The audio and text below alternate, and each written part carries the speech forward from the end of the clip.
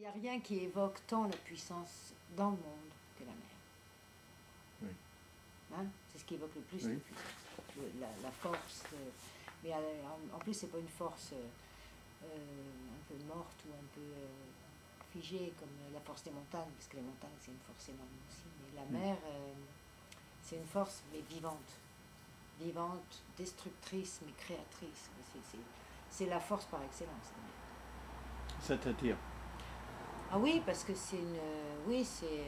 force, c'est un mot un peu vide, mais tu vois, quand même puissance, il faut puissance de vie, mais de destruction, puissance de tout.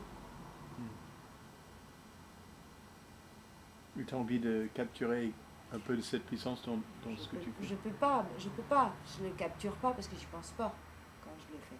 Je pense pas, mais tu me demandes ce qui m'attire dans la mer, c'est ça. Alors est-ce que je le transmets dans les trucs que je fais, j'en sais rien du tout.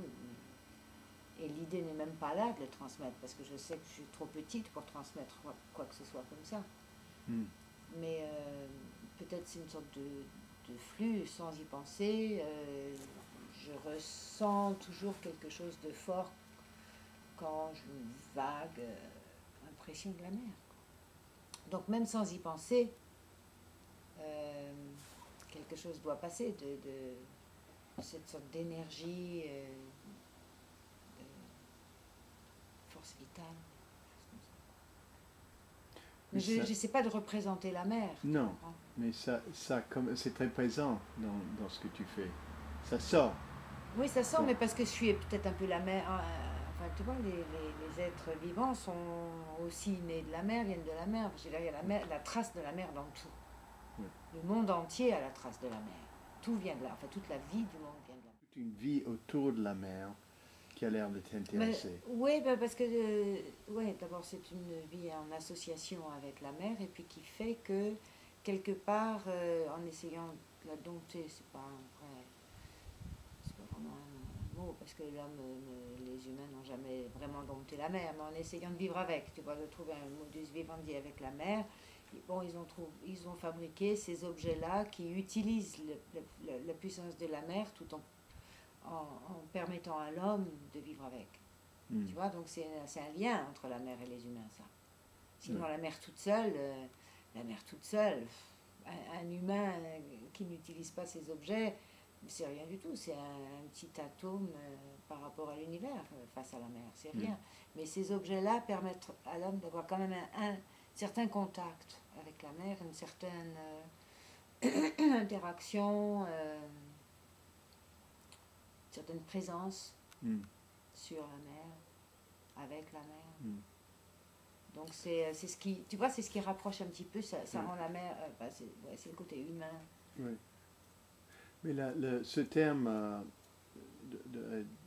sorti est arrivé dans ce que tu fais après que tu t'installes ou que tu commences à passer du temps à Saint-Valery. Est-ce que la présence physique de la mer et ta fréquentation de la mer a stimulé ces pensées? Ah bah oui, énormément. Oui. C'est vrai que la mer, moi je la connaissais étant petite à Saint-Malo. Oui. Et ça m'avait toujours quand même impressionné par, surtout les tempêtes, parce que ce qui m'avait toujours tellement fasciné, attiré dans la mer, c'était les tempêtes, les marées hautes, toutes ces choses qui sont tellement, tellement fortes. Mais bon, depuis longtemps, j'avais plus de contact, vraiment. Et là, à Saint-Valery, il y a des grandes marées, il y a des tempêtes, il y a une profondeur des marées, on appelle ça... Différentiel. Oui, enfin je sais pas, il y a un mot pour ça. Qui est tellement immense, qui montre tellement qu'on ne peut pas résister, il faut faire avec. On ne peut pas résister. Oui. Et c'est ça qui est absolument admirable. Et je l'ai ressenti, beaucoup plus depuis que j'étais à Saint-Valery. Oui. Et à observer, à aller là où la marée monte et où elle frappe très fort dans le mur. Oui. Tu sens ce pouvoir extraordinaire. Oui. C'est que les formes, des formes représentatives, comme j'avais fait les vagues, les vagues en verre, en fait c'était comme une sorte d'instantané, de photo instantanée d'une vague. ça m'intéresse de moins en moins. Je voudrais des choses beaucoup plus brutales, beaucoup plus basiques, fondamentales, des formes sans détails, comment ça s'appelle, anecdote. Oui. Voilà.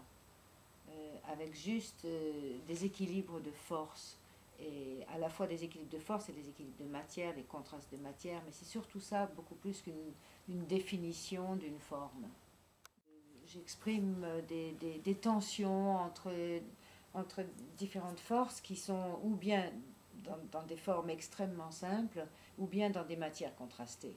Et c'est ces tensions entre les matières, par exemple, ça, le bois et le verre, il y a une tension entre l'épaisseur et la lourdeur et le côté mat du bois brut, et la transparence et la lumière du verre. Bon, cette tension, c'est pas l'expression d'une idée, ni d'une forme réelle, mais c'est l'expression d'une tension que je dois sentir en moi, entre des forces sombres et des forces claires, et toutes ces choses mises ensemble avec le plus de simplicité possible et le moins de description et le moins d'anecdotes possible.